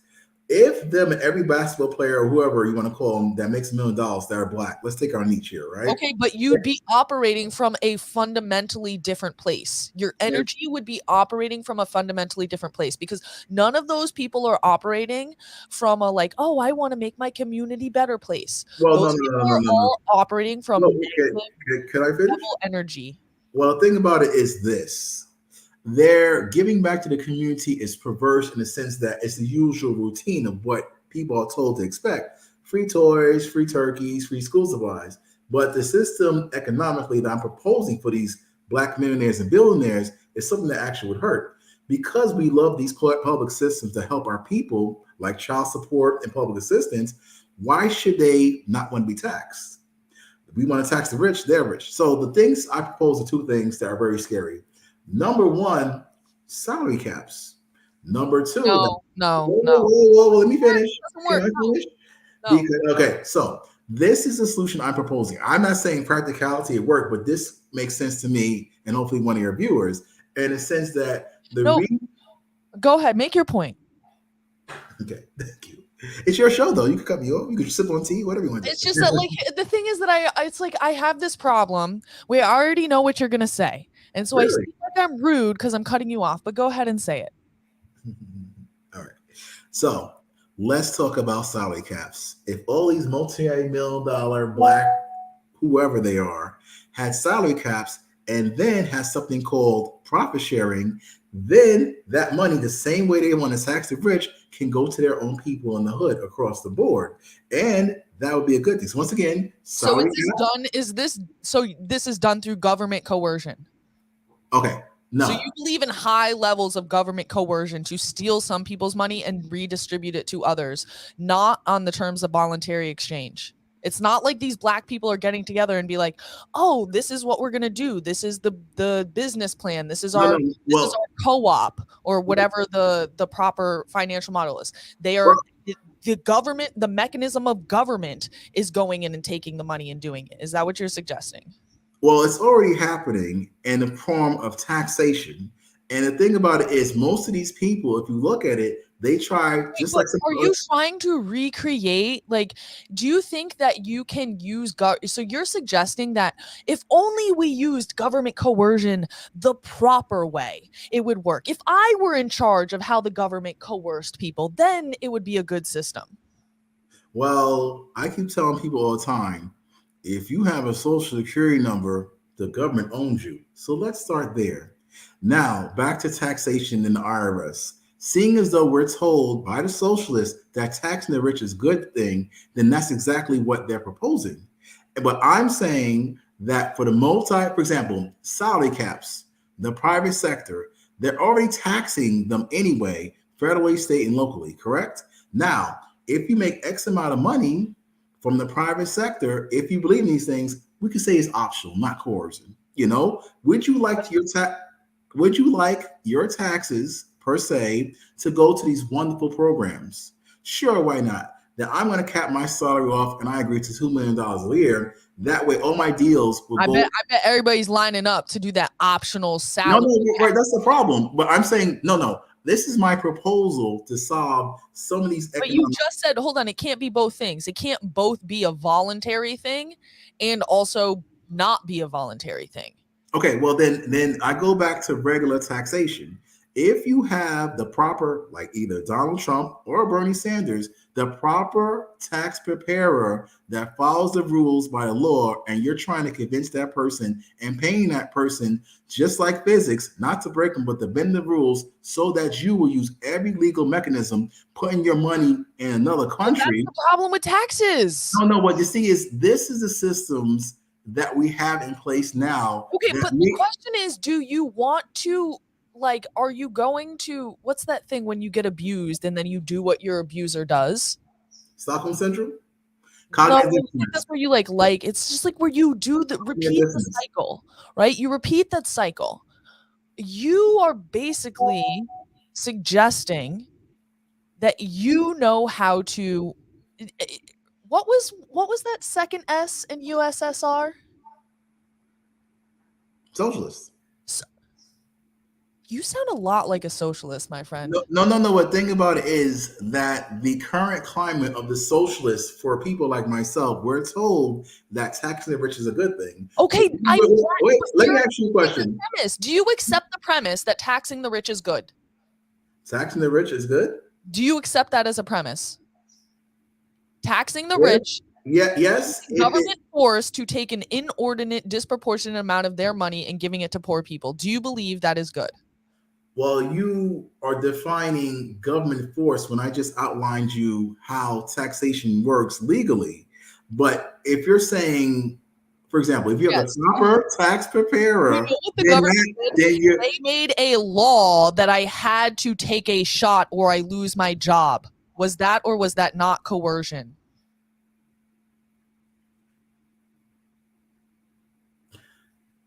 I'll say yes for our purpose. Okay.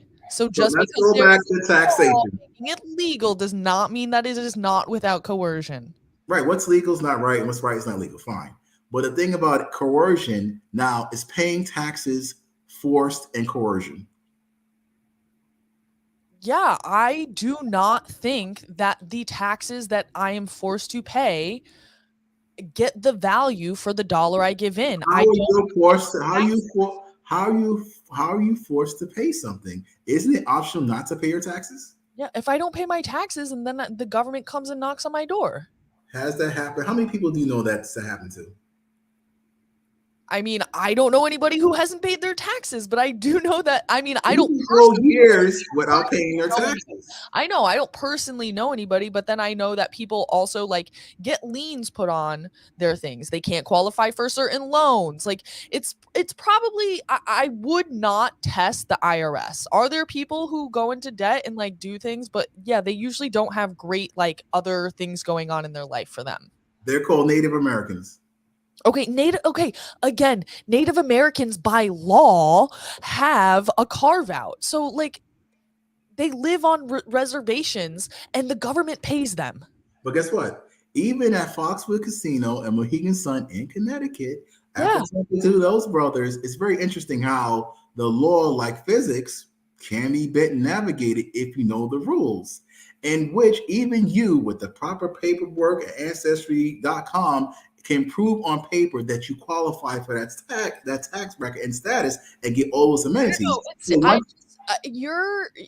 You just seem to think that the solution is working the system better. Like I don't understand navigating the system. Don't understand. No, because you need to define what navigating the system is. Because right now you have basically two working definitions.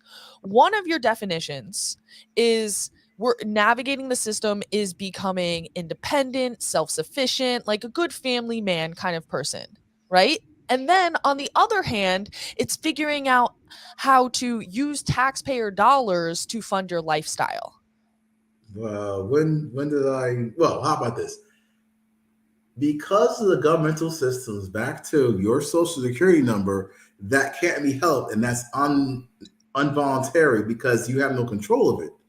And once you become aware of these things, there are certain people that, for our purposes, are off the grid, for example. Okay, but the question is, do you want to learn how to navigate the system? Do you want to like go off the grid and hide from the government?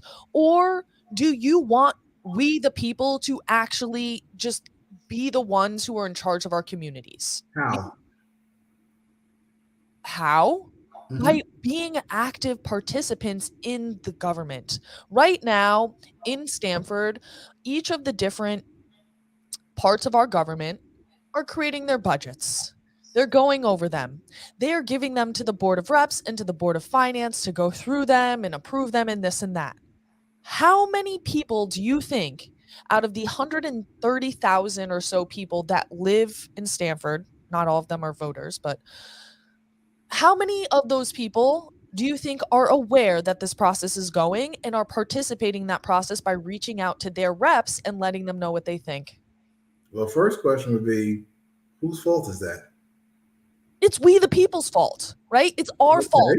Good. So that goes back to the individual. No, exactly. And that's what I'm talking about. If we want to change the system, we must participate in the system, not navigate how to get around it and use taxpayer dollars to like get around it. I said navigate. That's it.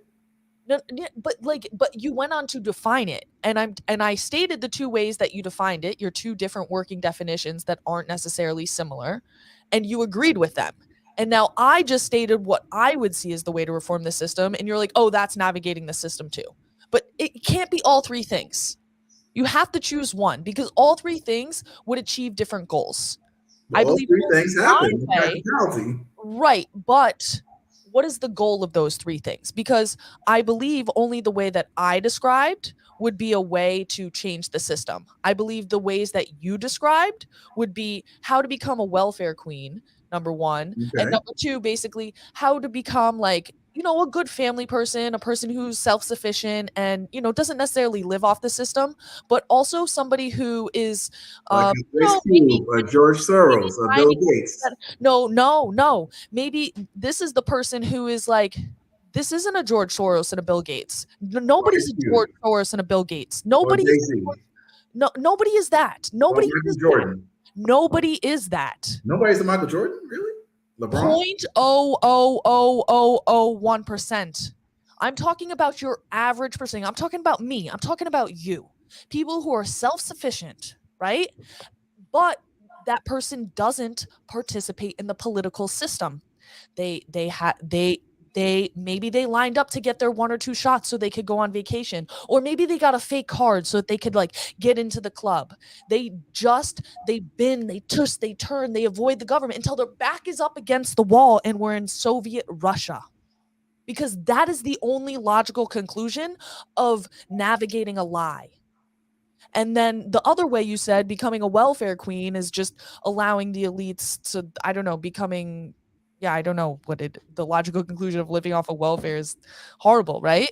The only way, if we're talking about changing the system, the navigation can only mean getting involved in the system. What does that look like? I just described it. It means knowing who your local in different places are going to be called different things. We have our board of reps, right? I know who my board of education people are, right? You need to know who's your board of finance. You need to know who's doing the contracts.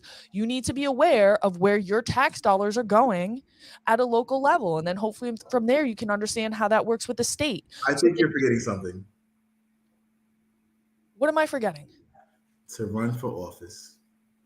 I mean, maybe. Yes. Maybe it's not my time. Maybe it's not my. Maybe I Not have other you things per to work on se. right now. Not you per se, but I just gave you a perfect example. Sure, with but me. you can't run for office. Like, I don't think it does matter to an extent who the candidate is. No, But if people are so involved in the system that candidate can't get away with the nonsense, this whole like, oh, they have to be the best candidate in the world is also not true. Can I redefine what you're talking about by example? Sure. So we're defining navigating. No, we're defining run for office. Run for office. Okay. Okay. Now back to me, the example, living example. I am the only county committeeman by doing petitions on my block, repmyblock.org, out of nearly 200 in the 79% district here in the Bronx. Now, why do I say that? You don't have to run for those big boy titles that the TV, all these things, but there are small roles like mine, repmyblock.org, which each individual can participate to represent their small condensed area. And that's what I'm saying to be a part of the lifestyle, because if you have all these vacancies being controlled by the big boys and their cronies, then you're not a good citizen. And we all know what that is, right? Good citizen. Oh, no, don't do it to me, Stephanie. No, stop. Specifically in New York. Yes, but my friend Aisha Kreutz, she has one that she's trying to do on the state level, in which we explain these pro bono roles, in which we talk about how judges are made, and what the state committee do. Right. This is what I'm talking. This is navigating the system right here, right? This is knowing what are the roles, how can you influence people, how can you know what the policy process is. But I also think that it's about the culture, right? Because ultimately politics is downstream of culture. And then I think downstream of religion from there. But so I don't think everybody has to be like overtly political in the way that you or I are. I would hope that nonetheless you go and vote and you use resources like what I do over at my website, Stanford Parents United, where I give summaries and I keep people up to date about what's going on the school board. Like, you don't have to be in every meeting, but you have to find your people who are tracking and who are following for the various different things. And you can find their updates and their shortcuts and their template letters. And then you can go off and make your culture do the thing that you're good at. And then I do think that one of our biggest problems, I see this a lot in some people who are close to me, actually. And I think that this is why people are complacent and kind of, well, it's just how it is. You can't really change anything, It's because they don't believe in God. Believe in God? I really only think you can have that attitude. It's a very godless attitude, right? I think it is a godly attitude. Whatever your higher power is, like I think it is a godly attitude. I have to disagree with you there. You think it's a godly attitude to think it that could be anything? It could be a duality of what you're talking about. We could actually agree on this one. I say it could be. You're saying it cannot be. You can give an example. I'll give an example. I'll start with mine. There's a lot of Christians, let's per se, or any believer that doesn't believe in these systems. I'm not voting. Back to Jehovah's Witnesses, but they still are good citizens. But that's not what I'm saying. You're missing what I'm saying, right? I didn't define believing in change as like participating in the voting system. You may or may not participate in the voting system, but it's just the attitude of, can you change things? Is there any hope? Is this just business as usual? Do your actions matter? Right? Or should you just try to live the best life and live off the system and, cheat here and bend there and try to have fun, live the best life you can. If you can make a little change, okay, but you're probably not going to. I feel like that's how a lot of people are. Most of those people, I would say, are politically disengaged or not engaged in any serious way. And I feel like that's a pretty godless attitude. Now, do I think that you can be very godly and not engaged in the political system? Sure. I think that those are two different things. Okay, so the people that are not godly are the ones that don't participate. And like when I say godly, like I don't mean outwardly religious. Like I think in a lot of ways people probably don't consider me outwardly religious, but I believe very deeply in a higher power, right? I think that if you don't have this deep connection with a higher power, it's really hard to feel like anything that you do makes a difference. It's really hard to feel like participating, whether it be in a political system or in some type of community, right? Doesn't have to be overtly political, but that what you do matters and that going out and advocating for a cause or trying to create change on a systematic level is possible. Okay, are you familiar with Luciferianism? I mean, not in any detail. All right, good. So socialism, Marxism, totalitarianism, ever since the Tower of Babel, if you've been such an infrastructure and systems, Luciferianism means do it what they will. The light bearer, humans can do whatever they want. And most of these people actually participate in everything we're saying right now, but they don't believe in the higher power like we do. And the end game for Luciferianism is to actually participate in a system that is godless. Right. I guess like I would just like I feel like that participation and just like the characters of that participation It's will look much twofold. different. Right, it's twofold. Like I said, I'm not disagreeing with you. I'm not trying to push back as much. No. I agree. I think that we're pretty aligned on this. But it was just kind of a final thought or something that I was thinking. We got kind of off the rails here to for lack of a better term on this East Palestine video. So what I will do is I'll just end with I said infrastructure. It was the issue for me. I know, and then we like got off on a whole thing, but I do just want to point people to like what I think is a pretty good article because I see this going around on social media a lot still, is this whole comparison of what happened in East Palestine, Ohio to the White Noise, which is on Netflix. And it's actually based on a book that was written in the 80s, I think. So I thought this was a really good analysis, kind of cutting through some of these inclinations to be like, oh, it was predictive programming, or they were telling us the truth before it happened, and it was planned, da da da da da.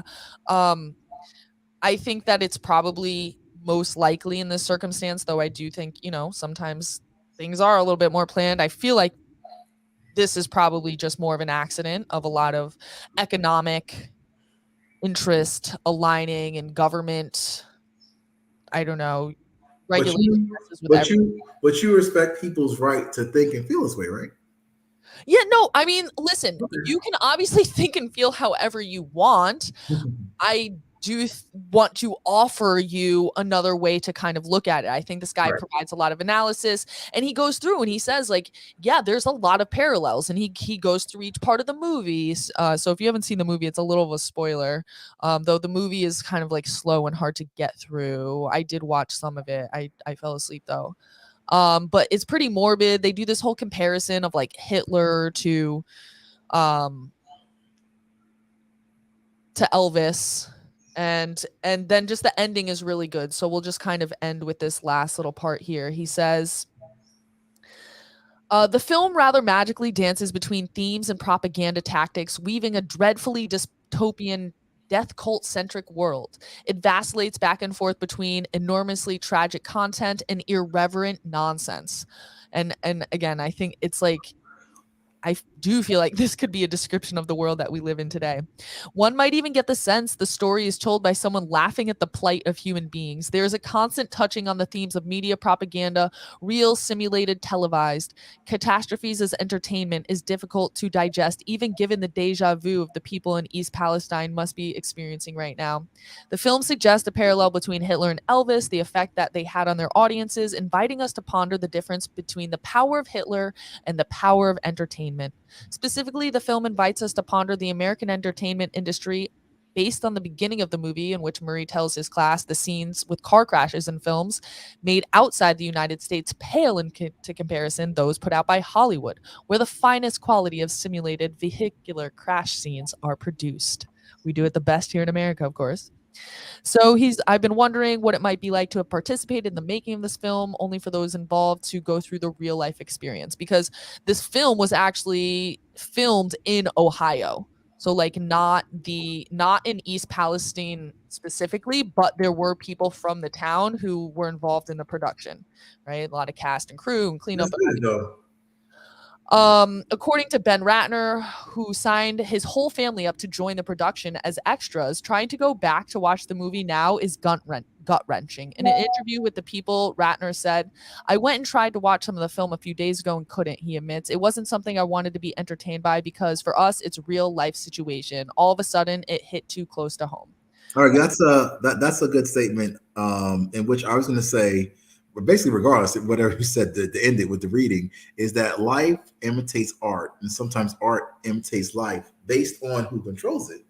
So that's what I basically get out of it, and that's why it's good to look at these things, create these things, and try to learn from these things. Because the vocabulary word that we have to project is dystopia. And one of the books I've had for over a year now, and I owe the library money, but if I return it, it's cleared, is Brave New World. And me, I'm a YouTube person, and I watch these things about Brave New World compared to 1984, which we all, George Orwell, we have the thing. But it's very good to know, and this is why education is very dangerous when it's across the board, equal and equitable. For example, did you read 1984, Stephanie? I have. It's been a while since I read 1984, I think when the pandemic first hit. I read 1984 and Animal Farm or Brave New World. I can't remember which one. I've read them both though multiple times. Well, you see, the thing is about the Catholic school education is this classics and basic education that is learned across the board for different school systems. And 1984 is what used to be called required reading. And so is Animal Farm. And that's why education at that level, equating education across the board, is dangerous. That's why my problem with critical race theory and black slaves, all those great things, is that I want to make sure if it exists, it's across the board from good schools, private schools, and public schools, because we're all reading and learning the same thing for the same conversation. You know, that's why diversity inclusion in school systems, I'm not saying segregated or not, is dangerous because you are in an environment with other people competing of different cultures and you're learning. For example, a culture shock for me in Catholic school is when I had be next to competing as Italians, Irish. Dion, you know what? The Italians were slaves too. Dean, you know what? The Irish were segregated too. And then it's a culture like, wait a minute, slavery is our thing. You know, the Nazi Germany is our thing. You know, it feels anti-Semitic when I tell people I learned in high school from a Jewish teacher that the Holocaust was more than 6 million Jews. Did you know that, Stephanie? Well, I know there was 12 million people. Thank you. Stop right there. Yeah. 6 million Jews, 6 million other people. So when you meet someone that's from, let's say, a gypsy descent and say, well, Dion, I don't think it's fair that this narrative of 6 million Jews is all people keep saying, but what about my grandfather that's a Holocaust survivor, but he was a gypsy? Why can't I have my family story told? It's obviously their problem for not having a big enough demographic of their type. Like, you know, it's like, you know, it was like 6 million Jews and then it's like 6 million other people. It was like 100,000 of this, you know, 100,000 of that, you know. But the thing is about, you know this, Stephanie. I know this because we're educated. I'm kidding. I'm obviously kidding, even though it's like a morbid thing. We shouldn't be kidding about it. Right. I'm saying, you know, these concepts, when you get educated, then you can have the conversation and see through the propaganda machine. And then it puts facts over feelings. Because right now they just play off our emotions with the feelings over the facts. But the thing is, it depends on when the facts are appropriate to say. And that's a thing that's another conversation.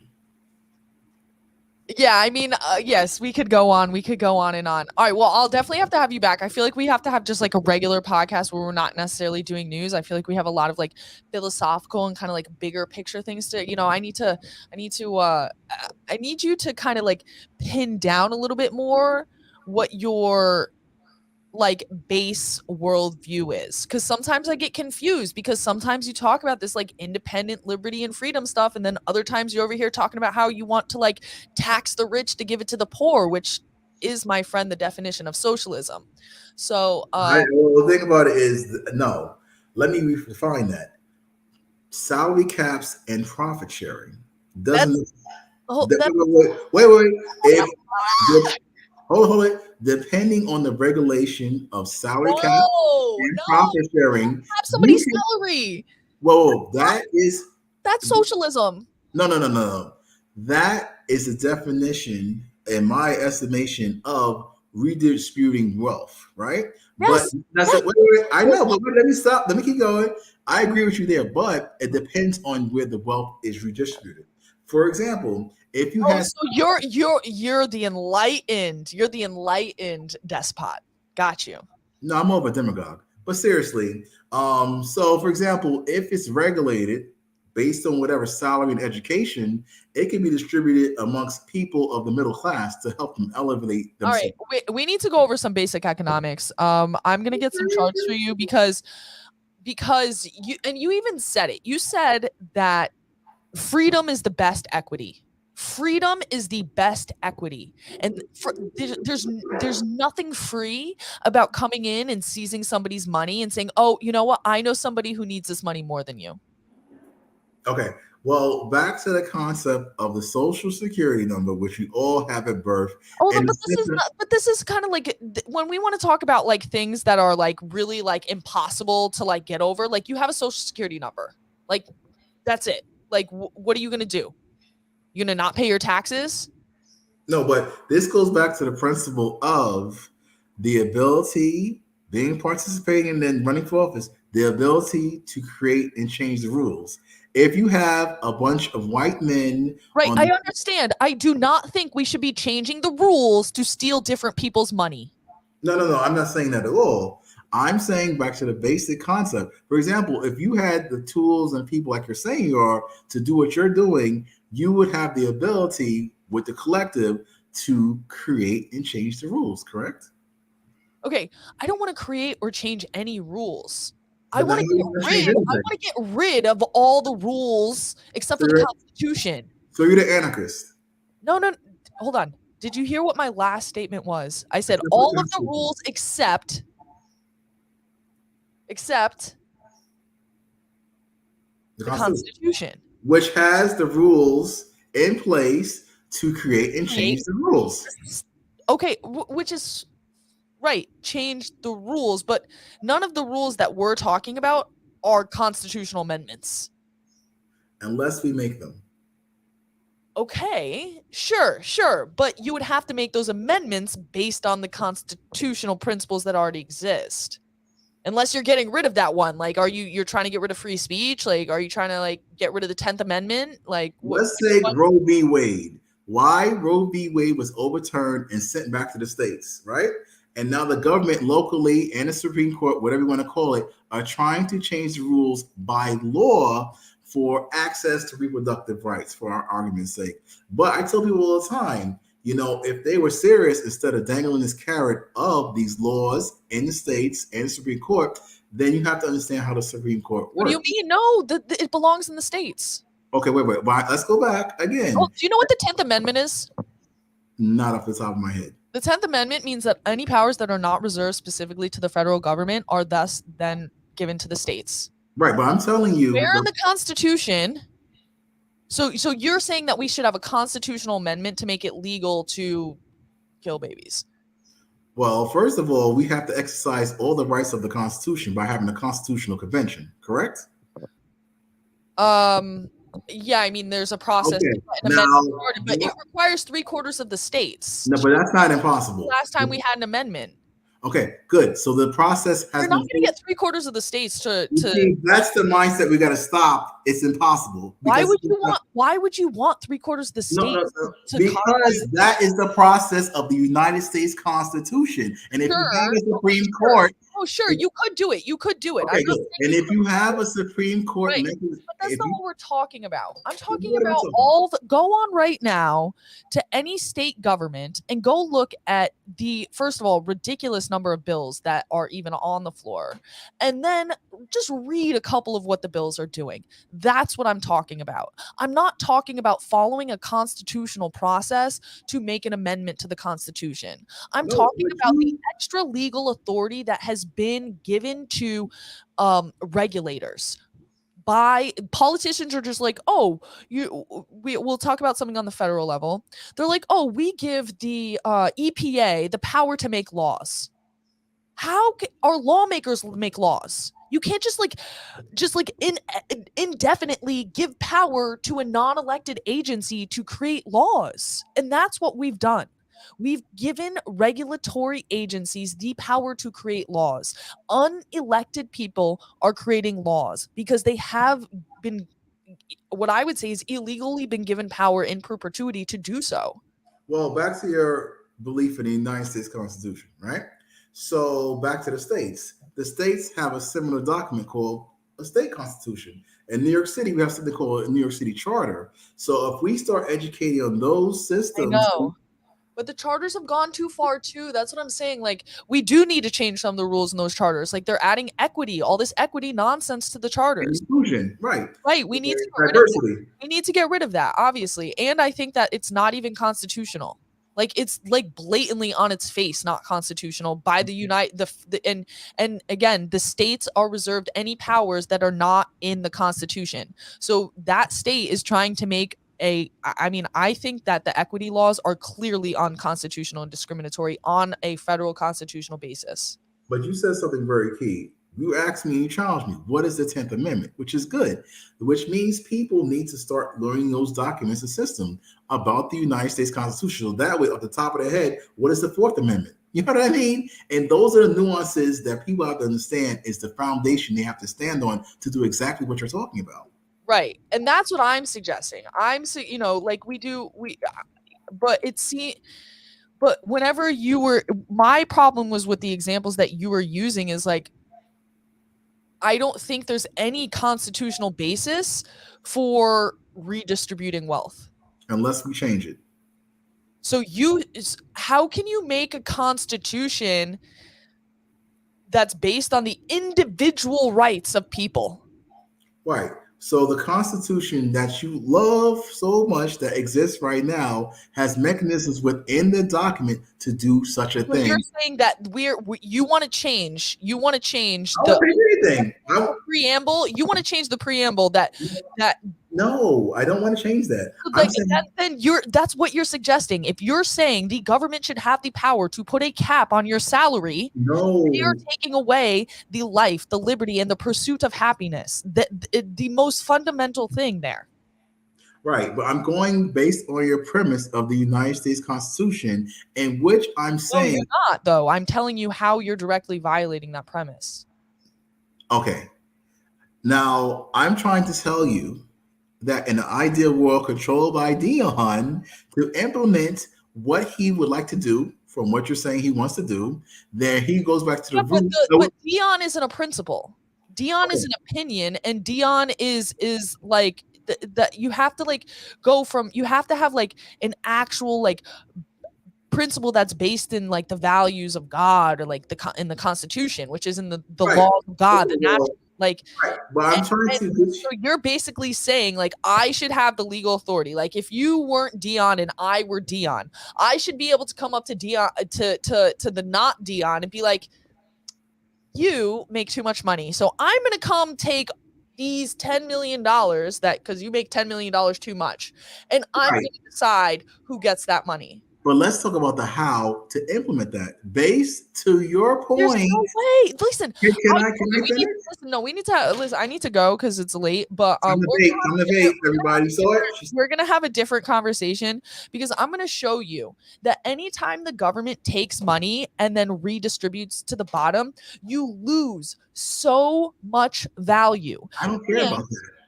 You don't care about losing. So you don't care. So I'm going to take, so this business is doing really good. And instead of letting that business expand to make a second business so that more people can get hired, you're going to take that capital that they could have opened a second business and you're going to go give it to people that are not. You can look at the numbers. People who make less money work less hours. It's a fact. The more people that work in your household, the more money you make. If you look at people who are on the bottom of the income scale, they work less hours per member of their household. Okay, I'm not disputing any of that. So why should somebody who works measurably less hours get the benefit of my work? If I'm working twice as many hours as somebody, why should they get my money just because they don't work as many hours and make less money? I'm not disputing any of that. I'm just trying to go back to your point of the United States Constitution. You want to amend the Constitution to take away all individual rights? The answer is no. But if you let me finish, I'm saying that thanks to the Constitution, which we both hold dear, some more so than others, is the mechanism to implement the ideal situation for me, whatever that would be, and for you, whatever that would be. Because even you go back to the root document and mechanism, which is the United States Constitution. This is when education of the mechanism has to come into play. I think that you're just kind of like saying it wrong, to be honest. I'm just trolling in the show. I think because it's like you want to sort of say the same thing as me, but then it's like, I don't know. I feel like there's a piece that's missing because I don't think that you can have a constitution that is rooted in the things that our constitution is rooted in and then be like, X all those things out and change it to this thing. It's not the United States of America. It becomes some other like socialist place. But that's what the Constitution is designed to do. The Constitution is a living document that we the people can adjust for those purposes, whatever they may be. And that's true freedom and liberty. But this is your show, Stephanie. We're gonna have to debate that. We're gonna have to debate that because it doesn't. The way that you're functioning from, you basically are functioning from the same actually like premise as the progressives, which is like everything is subjective. Like there is no fundamental truth. There is no like it's No, I'm not saying that. I'm saying the truth is this, that you and I both agree. You said it before me. You cannot make an amendment that just erases the rest of the Constitution. Wait.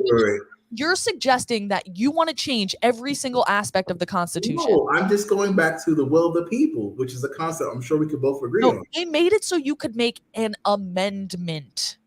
Right. And I'm trying to explain to you that the United States Constitution is designed to do such a thing as amendments to whatever the will of the people wanted to. Ridiculously high bar.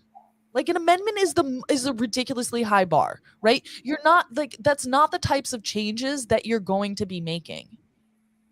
I'm not disagreeing with that. I'm just saying that this Constitution is a tool in which the proper will of the people can actually change to do. But I don't think that change could be to redistribute wealth. There is no you cannot make an amendment that would make that like happen. You'd have to change a million other things before you change that, and you wouldn't have a United States of America. You would probably have a medieval kind of place, like, or I don't know, Russia. Right, but we're already doing it locally, which is changing the laws. Sure, but hopefully not to redistribute wealth. But listen, Dion, we have to come up with like a specific topic, and we're going to debate it, and make sure that we bring our facts, and we're going to hold each other to like. No, I don't want to argue with you. I'm gonna lose. I don't. What do you mean? That's how we like get better and stronger and smarter and make better points. Because I just think like I don't know. I feel like there's something missing. It's like you take like this jump, you take Disconnect. this leap from one thing to the other. And All right, that's guys. I why, appreciate you all. If you've been hanging out here for what are we, over 2 hours? Usually I keep these to an hour, but we just went on and on. I appreciate everybody hanging out. There's been like 4 or 5 people on here, pretty steady. That's pretty good. I love right. all your beautiful faces. Make sure you follow Dion. Make sure you follow me. Make sure you like this. Make sure you share this. Make sure you do everything, all that good stuff for the algorithm. Peace.